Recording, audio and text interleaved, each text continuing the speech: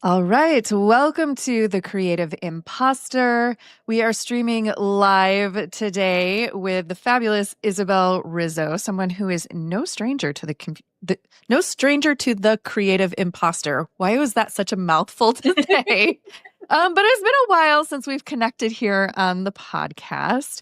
And I want to thank everybody for tuning in and viewing, whether you're watching live or as a replay. And even if you're listening to the audio version of this later, today we're talking about something that sparked a little bit of controversy in the pop culture zeitgeist. Although I thought everyone saw this controversy, and then I brought it up a few times randomly in conversation over the last few days. And some people were like, I have no idea what you're talking about. Oh, So it just further goes to show that like social media is so siloed and segmented based on algorithm that like, yeah, what I thought was like blowing up on social, not everybody saw. And that thing is Pantone's Color of the Year announcement for 2026. Mm-hmm. Isabelle, what is this color? Why is this controversial? Why was Instagram flooded with commentary over a color of the year? I know, right? How could a color be so controversial? I think our algorithms are similar. We're into cultural topics and cultural critique of things. And Pantone's color of the year, I don't even remember. It was Cloud Dancer. Cloud Dancer, which I was like, okay. I couldn't help but notice with everything going on politically, recent advertising campaigns of different companies and the kind of zeitgeist that we're in advertising cultural commentary space, where now advertisers are, I'd hope, a little bit more culturally aware and educated. I think we're seeing a different workforce of people that maybe had some critical culture education in their college experience or even online, because cultural critique is, I think, more mainstream now, at least from our algorithms. But seeing that Cloud Dancer, which is, I've seen lots of jokes about like Landlord White and the Landlord Special, yes. The Landlord Special is just white, being a very interesting choice. And I know that Pantone's research and how they decide the trending colors is kind of like a lot of data on the cultural pulse of things. But whose cultural pulse and whose choice of things? Do we need to whitewash, a lot of the culture where we're seeing actually like throughout culture and throughout time, we're becoming more beige and more white and more neutral, and we're losing color. I'm like, why are we losing so much color? Which I think is a standpoint, multifaceted kind of exploration of why we're losing color, but also losing color loses culture, loses meaning. Cloud Dancer, like even the language when choosing that, it's like this up in the clouds and very like floating head kind of perspective on things, and choosing the color what it's like we don't have to escape in the clouds. We don't have to whitewash things now. Like, we have important things that are happening right now, and we need color. We need to express that more. So that I think that's why, in a very tiny nutshell, there was such a backlash on social media and from other like culture critique content creators. There's like, really? This is what we're this is a statement. This is a statement. It's not in it's not in a silo. Pantone is a pretty noticeable and known brand that is a kind of taste maker in culture. So like, this is the direction. Okay, interesting. Yes. So for anyone who was not on our same algorithm here, wait, no, get rid of the pop-ups. I don't need to be advertising when I pull this up. So if you're watching the video, obviously you will see this as a screen share, but if you're listening to the audio, you can easily Google this. But Mm-hmm. the color of the year cloud dancer that we were talking of, this was the slightly off-white version with sort of the branded image of I'm going to say ethnically ambiguous woman, with short hair, kind of in this white billowy pantsuit with her arms thrown back and her chest forward, looking out to the sky, the pale blue sky with white fluffy clouds and surrounded by white cementy type of architecture. And the color of the year is just something that I have found fascinating. Yeah. Partly because, I don't know, I just am interested in color. It comes up in my Instagram. I like picking paint colors for spaces. So when I moved into my condo 3 years ago, I was obsessed with color palettes and, various nuances of this orange versus that orange versus this, what is technically a green behind me that I read more as blue, which might have something to do with eye stuff, but whatever. Yeah. But last year, I thought it was funny when they chose this soft light brown that they called mocha mousse. And all the Instagram commentary was like, poop emoji? Like, this is the color that we're getting when we've been going through like stuff. And some people were like, oh, yes, poop. It's kind of appropriate for, 2025 and looking forward of what we have ahead of us. And so they went from brown to white. And some of my favorite, go ahead. I wonder if gray will be next year. Right. All of of these neutrals. a little color. Yeah, like these neutrals that I'm not. Yeah, it's very fascinating. Some of my favorite commentary that was popping up was, let me read what Pantone's post. Oh, yes. How they described it. Yes, the copy. A lofty white neutral whose aerated presence acts as a whisper of calm and peace in a noisy world. Pantone 11-4201 Cloud Dancer symbolizes a calming influence in a society rediscovering the value of quiet reflection. A billowy white imbued with serenity, it invites true relaxation and focus, allowing the mind to wander and creativity to breathe. In motion and in pause, Pantone Color of the Year 2026, Pantone 11-4201 Cloud Dancer drifts between light and ethereal, a living calm that invites renewal, vision in serenity, and creative release. Does this year feel calm and serene to you? That's coming, like, is this what we need? It feels aspirational at the level of goop. You know what I mean? It is a dream. It is. It's not. And this is the other bit, right? Like if we're thinking about the chaos and the things of the context of where we are, and certain classes may feel this more than others, who gets to do quiet reflection? Who has the privilege to dance among the clouds, right? Not everyone has access to see the clouds, to dance in the clouds, to even dance, right? So it's reeking of tone deafness and non-class consciousness and whitewashing. Yeah. Over everything. I heard some of the pushback on Instagram. Some of my favorite descriptions or captions are, it's giving nothing or numbness or serenity. How about sterility? Yes. One of my favorites was visual tofu. I like a soft texture, maybe that one's a bit softer. The aesthetic of control. Ooh.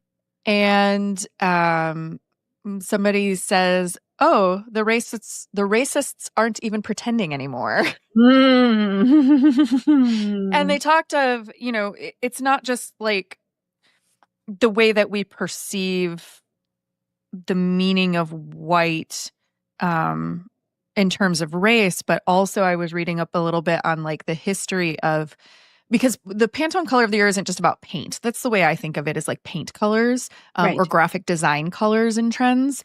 Mhm. But it also tends to dictate fashion choices, Yes. decor choices, set design for events and things that are happening in the upcoming year. Mhm. And thinking about the idea, and I can't remember which royal figure this was, but the idea of wearing white was sort of like a flex, because if Mhm. even now, I never wear white because I am a messy human, and it Yes. will immediately have coffee or tea or ink or lip gloss or toothpaste, or there will be something. Mhm. Mhm. Yes. I do Yes. not have, white furniture. I do not have white floors. I do not have these things. And by presenting with white clothing, especially if you think back in olden times when everything was very dusty and dirty and not quite as like clean and clinical Right. as it is now, um, it was a flex to say like, yes, I can wear white and not get a thing on it and whatnot. And so I'm curious. I kind of jumped into this conversation without giving much background to the listeners as to why Isabel, why are you here?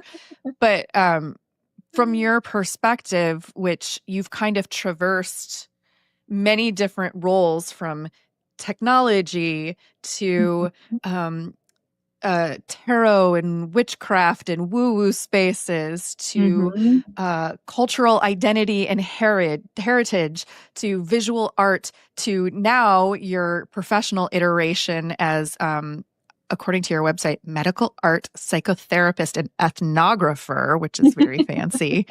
But yeah, like how art plays into healing and Right. wellness. And I'm kind of curious for you, like why is color in general so emotional?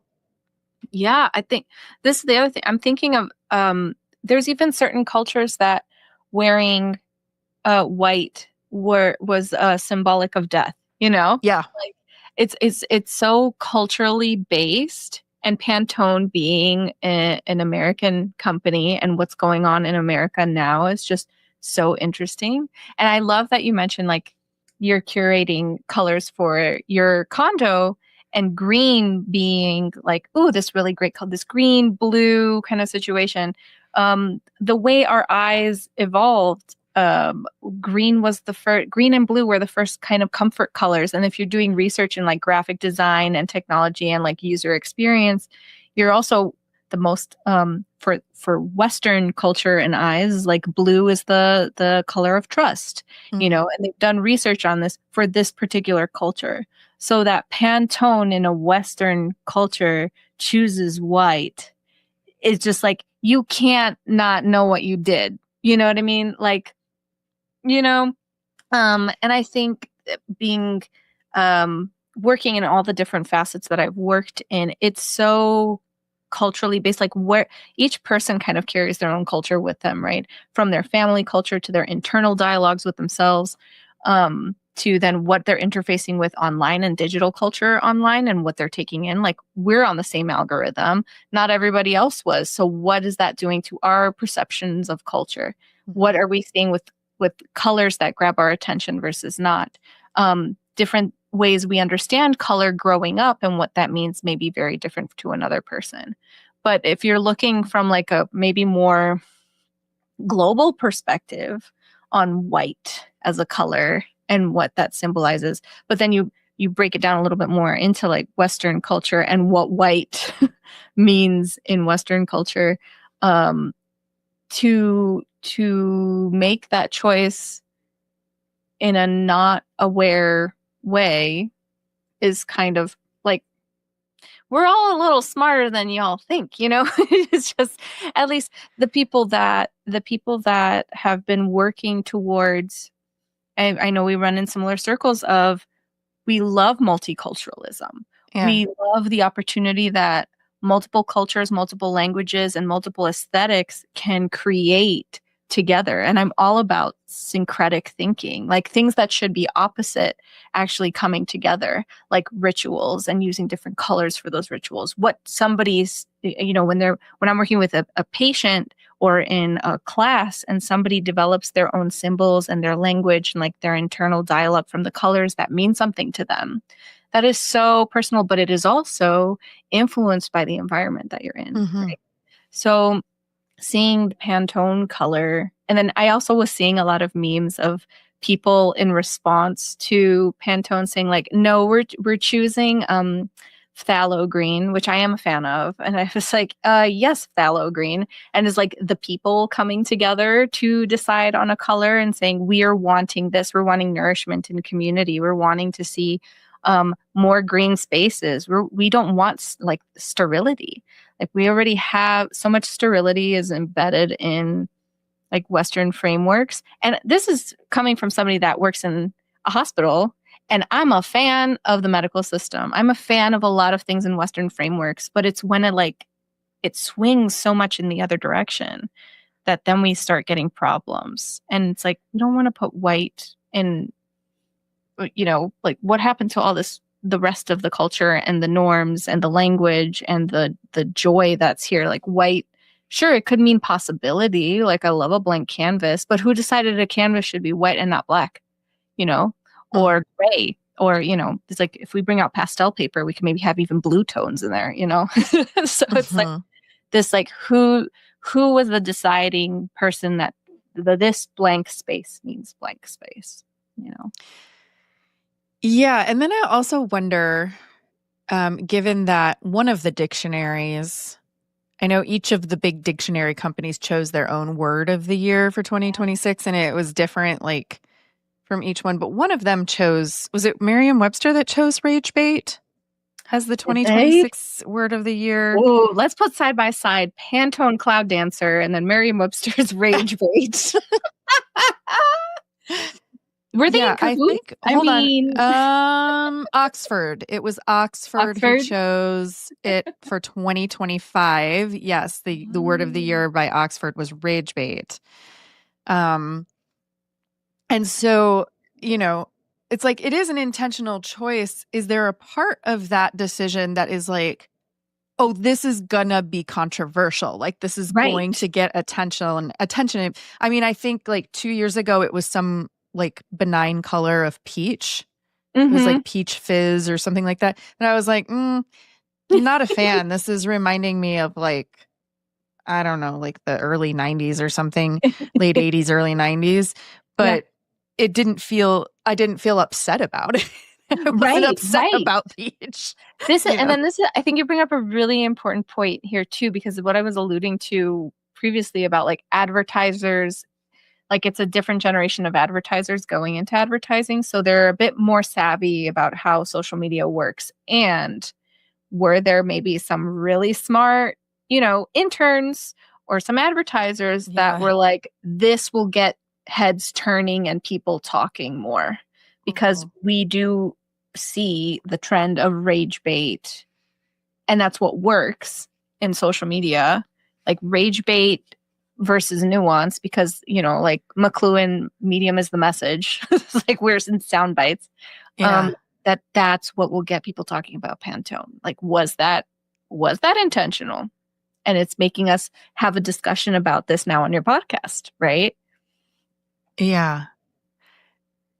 When somebody chooses their own color of the year, so you said fallow green, and I was trying to easily pull up a fallow green color swatch, but I was just getting pictures of like bright verdant green fields. That's what I was getting. Pretty Um, much. I mean, it's spelled funny too. PTHALO. that's why, because Hmm. I didn't spell Yes. it right. Or PHT. Oh, Right? oh, Isn't okay. that that's a good green.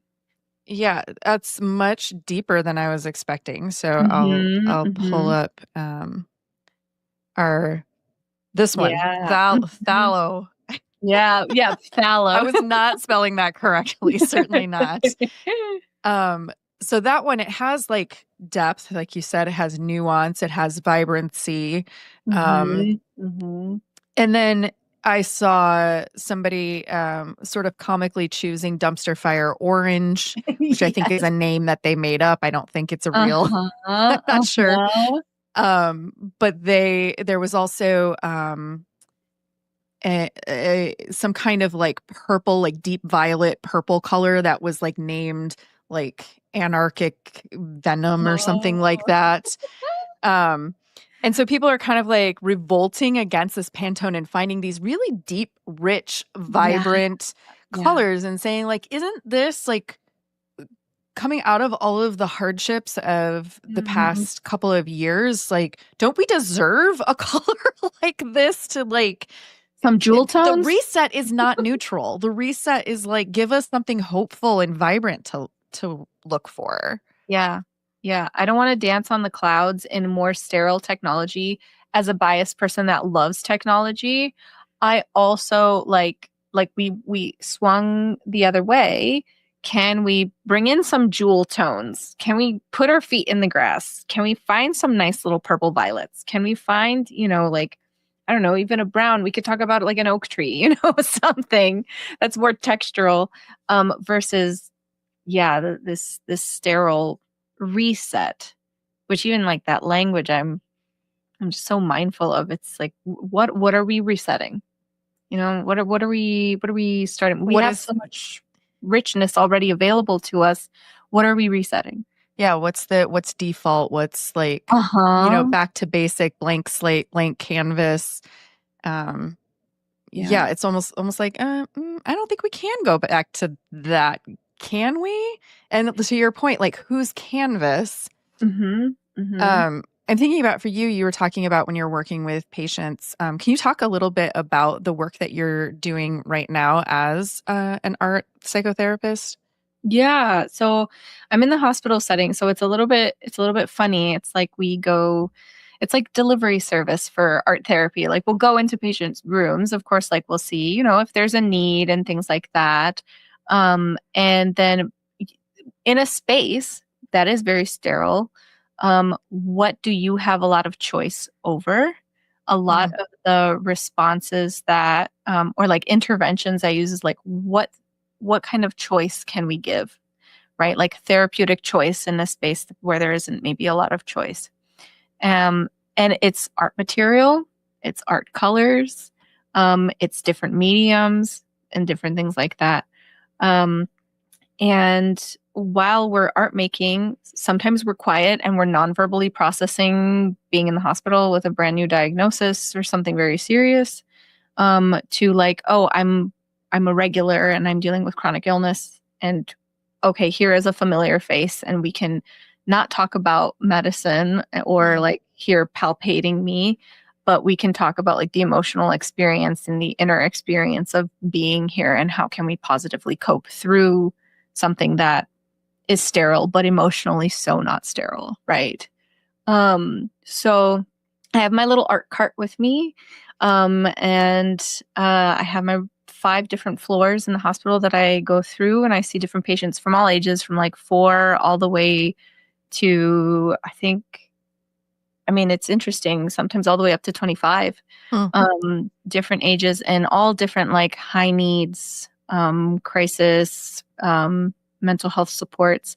And it's also really interesting to just see, as we're talking about like digital technologies, of how digital technologies and environments are not helpful, and sometimes helpful for Yeah, mental health, um, especially for adolescents right now. Like I remember growing up and in middle school and things like that, and we didn't have the 24/7 panopticon sure. made together. you know, um, they're all in that right now, and I'm like, but what is I guess good from being chronically online is I know the references and I know the things that we can talk about.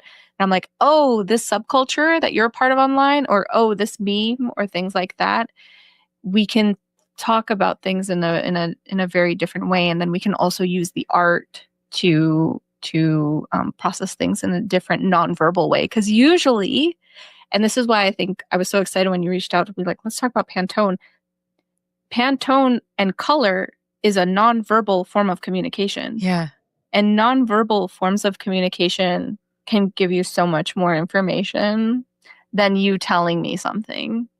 And the art, I mean, we say it as like art therapists, like the art never lies. It's like, and I'm not right as an art therapist. I think a lot of people think, oh, you're coming in because my background with tarot and things like that. I'm like, I'm reading your art. And it's like, it's very different. It's like, you know yourself best. I'm here to hold the space for you to cultivate that insight and for me to allow emotional safety for you to express whatever needs to be expressed from the art. And maybe today is not the day that we need to go dive deep. Today, we just maybe need to like make some lines and ground ourselves because we've had a really crazy emergency procedure that was not planned. And then there are other times where we're making art and it's like an end of life situation. So they're exploring different things that they're processing and they make the most beautiful symbolic thing that they could not verbalize, but they put that in the art. So it's a very wide range of nonverbal and verbal holding space, attuning emotionally to what's going on. And honestly, sometimes it's even just like a reprieve from here's another strange grown-up coming into your room that's like, like not you don't have a choice for me to go away or not. I'm like, you can say no if you're not feeling and you had too many grown-ups in your room. And they're like, can you come back later? Like, yes. It's true. I mean, even as an adult, the few hospital experiences that I've had, it is really a space where you don't feel like you have any control over, it's like, oh, I'm being woken up at this moment especially the last time I was in a teaching hospital. And so it was like, I'm being woken up at like 6 o'clock in the morning because the doctor was making rounds with the students. Right. And so they're like, I'm being awoken to like 6 grown-ups standing there staring at me. Yes. And they're like taking turns palpating me. And I'm right. What is happening right now? It's too early in the morning for this. That sort of thing. And so, you don't have choices about how bright the light is or who's coming in or when they're taking the test or, all those kinds of things. And so just what you said about the art being and the color being an opportunity to have some bit of choice, have some bit of control. And, the stakes aren't super high, right? Like, it's not like a life or death decision that you're making in that moment. You're choosing which color crayon to color with or, whatever it may be. Do you ever see, this is just randomly, do you ever see like themes? Like, are there with kids, are there like certain colors that are like, these are the popular colors now. Right. These are No, I hear you. Yeah. It's so interesting. I've thought about like a research study because there are a few. There aren't that many for art therapy, but there are definitely some interesting themes. And then I'm like, oh, how is this related to maybe zeitgeist stuff that kids are taking in online that maybe are not developmentally appropriate for them to take in right now? Where there was a study about like shadow figures and psychosis for kids between 9 to 13, and that they would all draw this similar kind of like shadowy figure. And it was like a cross-cultural study. And I was like, why aren't we looking more into this? Like, this is very fascinating. And then there's a lot of themes, especially because it's so hard in the hospital to be like, hey, I just met you and now you're my therapist and now you're expecting me to like spill out my guts in front of you. And I'm like, and I say that straight up. I'm like, you just met me. You can tell me as much or as little as you want. My job here is to like hold some emotional safety for everything that's going on. And there have been a lot of themes of water and literal like scuba diving when there are like very intense like cases of depression or Mm, suicidal ideation, things mhm, like that, that the water is very rich, mm, and things like that. And I would love to do a study, because I'm mindful of it too, of like how much is my own bias, right? Maybe mhm. like being put in, because I know the dynamic of, oh well, you're a grown up and I want to please the grown up, Right. and they'll do that, and I'm like, we can make whatever you want, and sometimes we'll parallel art make, and so I'm mindful of like that dynamic too. So it would have to be a very like controlled, standardized Yeah. study to see that. But from my experience, I've seen a lot of like water, as like a metaphor for things that are unsaid, Okay. and then like creatures in water too, that there was a particular case where it was an end of life situation, and they made a beautiful piece of art using collage and art making, and they talked about, as they were also losing vision, but they said that it felt like a tentacle in their eye. So we kind of use that as a jumping off point, like the shadow of a tentacle, of like this Yeah. octopus.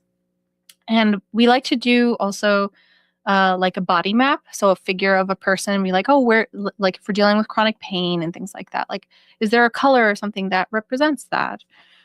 And they cut out part of the figure and they wrapped this giant tentacle around the body, and um, they also like put all these sea creatures that were Hmm. like pulling them down. And there was also like a little flower crown in the collage, and they put the flower crown on the top, which was very beautiful and very colorful and bright. But all Hmm. these other colors were very blue and dark. And then they put like the skeleton of a fish on their knees, and it was just like, it was beautiful. Um, and uh, this patient, it was the last session that we had before they passed away, and as you're in like the ICU and being in the hospital, you have like tubes and things all, on your body. But there was one point where they pulled out all of the tubes, and as therapists, we were like, they're fighting this octopus. They're fighting, that last thing, because that was the last moment we had with them. Um, but that was that last piece of art that they shared with us. So there was a lot of sea creature and underwater, symbolism and colors that come up, with a lot of kids when things are too intense for words, Mm. for a lot of patients. And that's been a theme, definitely, that has come up, with a lot of the patients I see.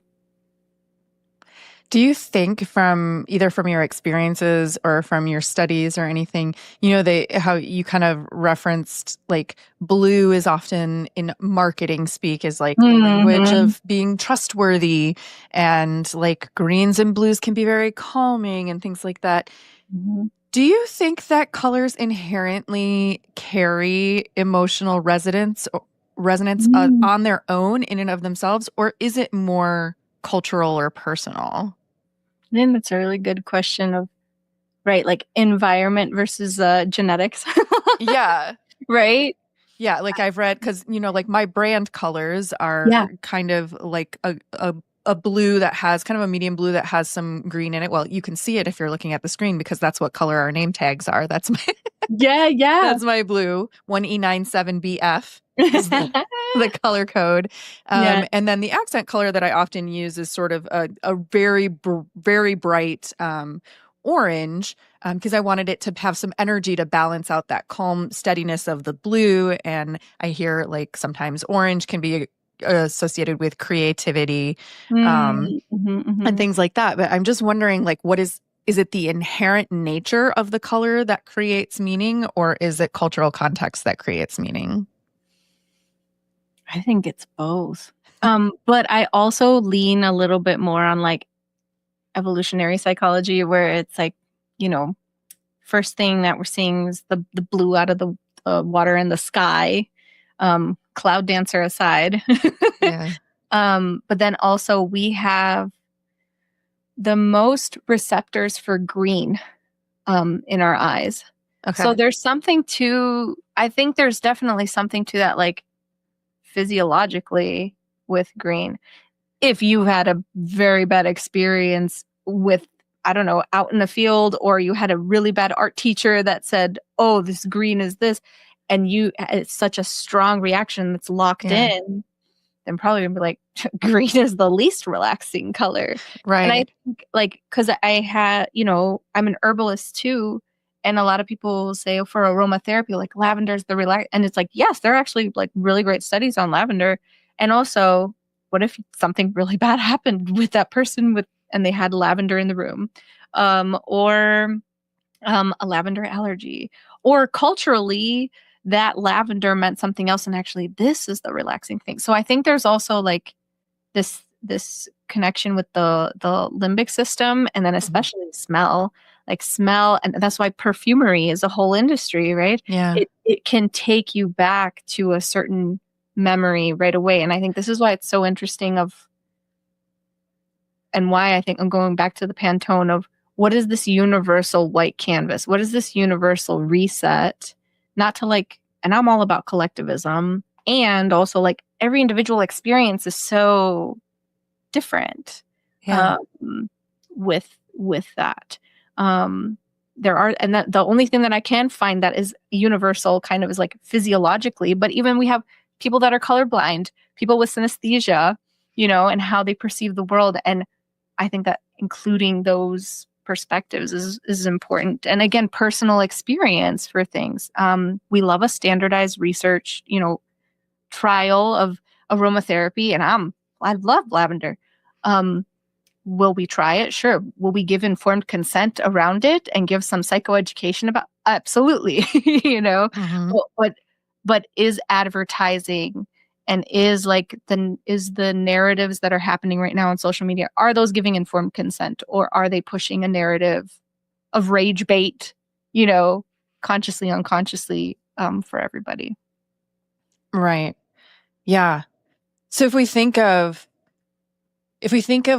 color aspirationally, Mm-hmm. so um I know like sometimes I will when I want to feel a certain way, like maybe I'm giving a presentation or um I am I don't know, doing something where I'm like wanting to create a certain type of energetic mood Yeah. for myself, Yes. I will choose certain colors out of my closet um, to kind of evoke that mood. Mhm. And I know also for you, like, right now you're wearing black and red, which are sort of your like signature colors, which Mhm. you can talk a little bit about, like how you came to this color palette Yeah. for yourself. Um, if we wanted to kind of in the same vein, I kind of like, I'm always at the end of the year, there's all these like self-helpy Right. type things that are like, oh, let's choose a word of the year that we're going to embody throughout the year. And, I have one written on my wall calendar over here from Yes. 2025. And Yes. sometimes I'm like, oh, it's so corny. Don't do it. And then I'll do it. And I'm like, this is Mm. actually kind of fun. Yeah. Um, Yeah. but I've never thought about picking a color of the year for Ooh, myself and that could like be using interesting. that to sort of like motivate my energetic Mhm. imprint for the year or my decisions. But when I saw people like revolting against white and choosing their, Their own phthalo color. green or Yeah. their, venom purple Right. or dumpster fire orange or whatever felt like the right color that they needed in that moment. Yeah. If we wanted to do that for 2026 and each individually choose like this is my color of the year that's going to inspire Ooh. the energy that I want to put forth Mhm. into my Mhm. next year, how would we do that? I was just saying, as you're talking about, I was like, oh my gosh, this would be such a great community art directive for art therapy of like having, I don't know, a couple different people. I mean, there's so many great murals. I'm thinking around Chicago. And I wonder, like, if a muralist came together, like, there's a couple different workshops around the city and have people think about their color and what their color means to them, and having like the actual, the numbers and things like that. And having maybe this muralist come together and put these colors almost like pixels, right, on the wall and seeing what the collective colors kind of really look like. I think that that would be a really beautiful kind of community art therapy practice. And almost like every year people get to, rotate that. Or it could be like, oh, we're seeing a theme of a lot of oranges or things like that. And we have like a gradient of different colors that could also be really interesting. But I think that would be a great, I think, more community activation and less so like here's top down trend Yeah. making to Yeah. here's bottom up culture making and community making, which I know we've talked about before in our last brunch about like how can we cultivate more community. And I keep thinking of, I mean, therapy and community therapy and art therapy in more community settings, which is why I do workshops and lectures to kind of expand Mhm. therapeutic services and also psychoeducation in accessible ways, but also Yeah. like trying to cultivate community in tiny, sustainable ways. Yeah, yeah. I am so into this idea because I recently, like totally tangentially, I recently, someone had recommended a book to me. Is it called Data Storytelling? I think so. I think you've told me about this book. Yes, Yes. yes. And Hmm. it's talking about, like, I never thought I would get excited about charts and graphs. And this book made me excited about charts and graphs Mm, because she connected um she connected the concept of taking data and then creating a visual representation of it that has meaning, mhm. that is not just like, oh, I don't know what I'm looking at here. It's not Right. just a bar graph or whatever. Hmm. Um, she's very anti pie chart. She's like, Come on, pie get charts are creative. almost never the ideal visualization. Um, but I was working through some exercises, and there was an instance in which I was able to make a scatter plot for a client with some Ooh. of their data, which I had never done before. Okay.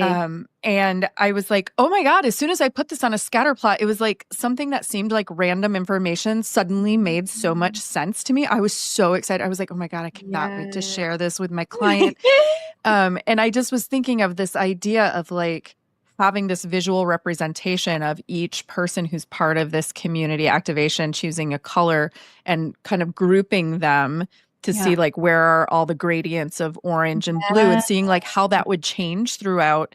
Like, is Mhm. this just always an orange community, or Right, is right. it like this year felt particularly red and orange and yellow, whereas next year felt very like blue and green? Or how does that change over time? Mhm. I have no idea how you would actually implement something like that, especially the overtime piece.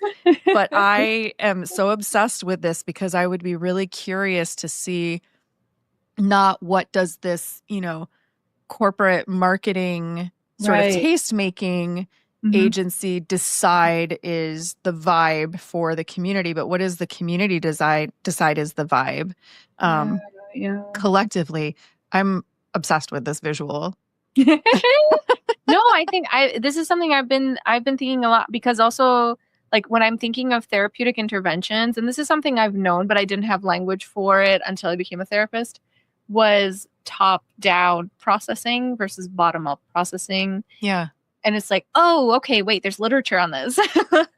But bottom up processing is like you're starting with the body and with movement, then you get to the emotion, and then you get to like naming the emotion, and then you get to the cognitive and symbolic metaphor, which I love to live in.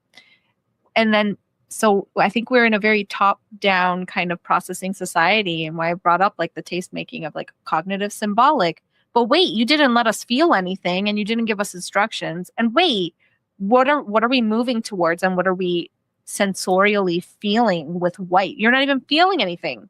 You're feeling a cloud. You can't walk on a cloud. You can't feel a cloud. It's like this is what are we feeling? But when you were talking about that purple, when I was talking about that green, it's like we immediately felt like, okay, Yeah. grass or, flowers or something like that felt in my body, versus a Hmm. cloud. I was like, I can't feel you. Although we can also acknowledge there are many white objects that exist, right, naturally in Oh the yeah. world. Well, actually, Yeah, eggshells? Well, no. eggshell. Yeah, They changed those. They're yeah, they, right. Not maybe not naturally, not I originally. mean, I guess maybe elephant tusks. Even though they're not like not pure white. I don't know. Something that's pure. There's Well, something. Cloud Dancer is not pure white. It is an Oh, off this is white. true. There is a little bit of a different tint in there. Yes. It's not FFFF, whatever that Right, right, right. hex code is. Yeah. Yeah. Mm-hmm. Mm-hmm. Um, Yeah. so yeah, the tangibility of it, the bottom up of it all. Mm-hmm. Do you have a sense of like if you were to pick a color for 2026, like what would you gravitate towards? Hmm.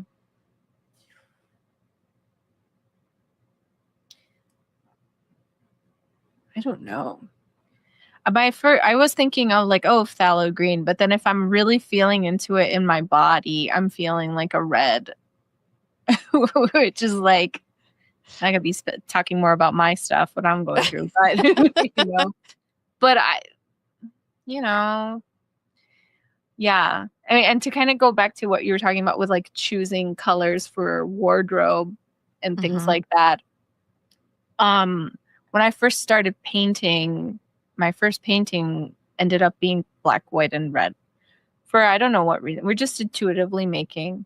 And then as I was researching more, and then also, um, I have a lot of like Romanian folk textiles and things around my house, and those are also red, white, and black, or red and black. Um, Doing research into how humans first started to use color, and I mean, this is still an evolving. I mean, what we're finding different things in anthropology every day, and I am by no means like an expert anthropologist. But what was so exciting for me to find was that during what we think may be funerary rites of ancient humans. It's like, what did we really have access to? We had like red ochre, we had like bone, like bones of the people that died, and then we had black ash. And red, white, and black were kind of these first colors. And even like the caves, we had the red ochre and things like that. There's this wonderful book called The History or The Secret Lives of Color Hmm. that was fantastic, and each page gets into like the politics and the history of and the evolution of how this color came to be. But those were those first three colors that humans started to use. And if you think about it like evolutionarily, if all of a sudden you see red, it's like, oh no, somebody in my tribe, somebody in my group is hurt, Hmm. or we see blood and things like that. And then ash, black, there's also like evidence of different adornment using ash. And before we made tattoos, which is really, really interesting, or using ash for tattoos. So it was kind of on accident that these three colors followed me, but the more I dug into the history of these colors, it's like, oh yes, we found a top-down way to find the bottom-up match with my color choices. Yeah. Yeah. Interesting. Mm-hmm. Yeah, I'm kind of thinking about that. I think I might kind of meditate on that or do some something. Pull out my Mm. watercolor palette that I haven't pulled out in a long while and just kind of see like Ooh.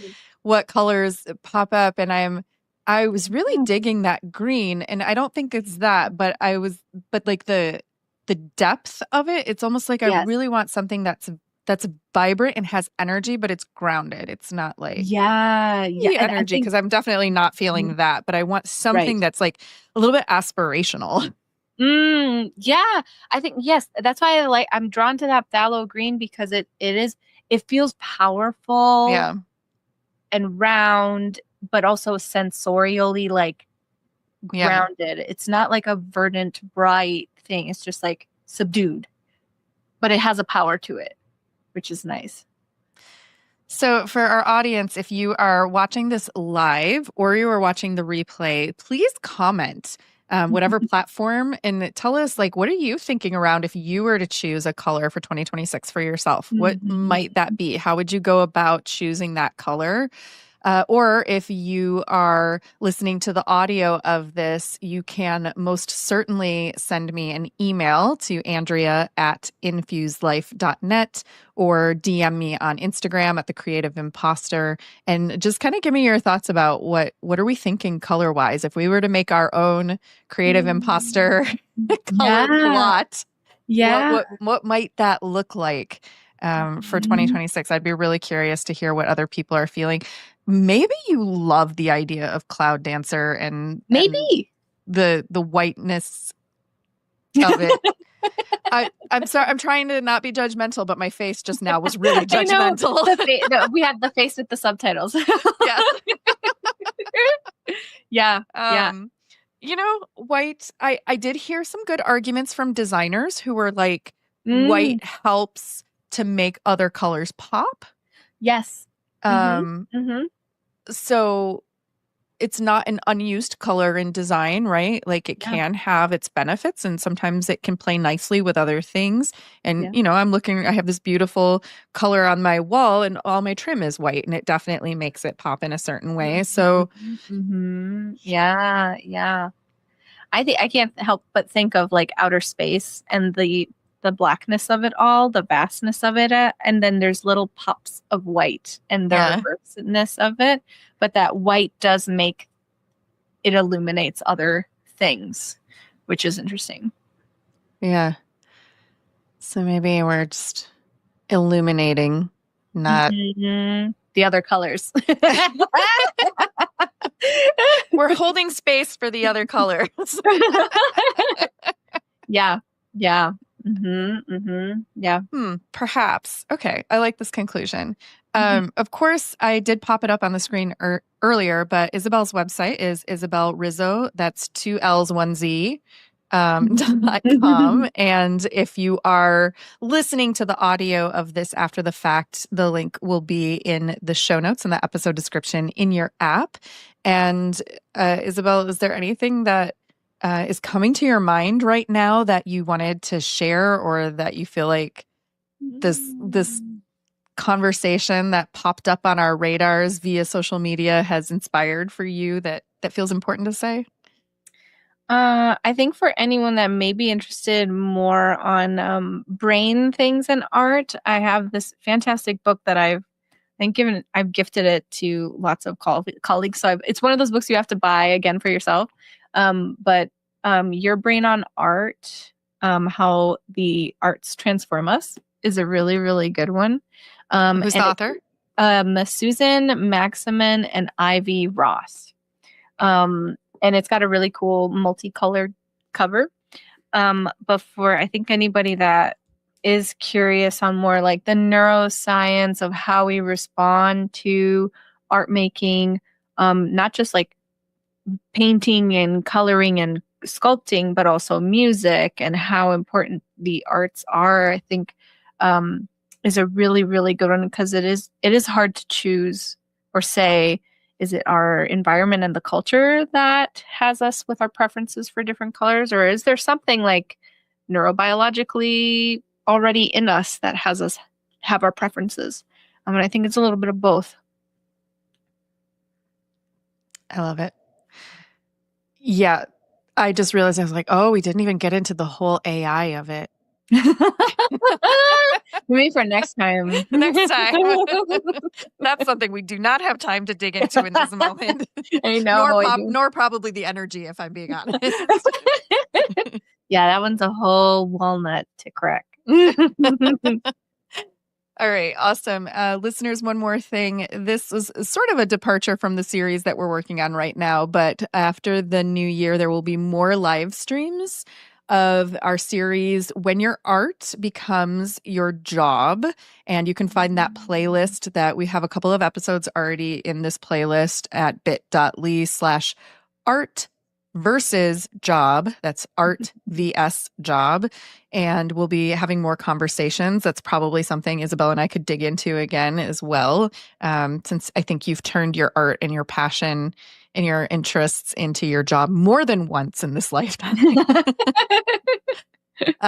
But there will be future episodes coming out after the new year, as well as some audio episodes from our Creativity and Media as Resistance series that was part of 2025. We have a few more of our live streams, which will be coming out in the audio feed with new intros from me after the new year as well. So I am going into 2026 thinking about art and passion and color and what we can express non-verbally when language sometimes falls short.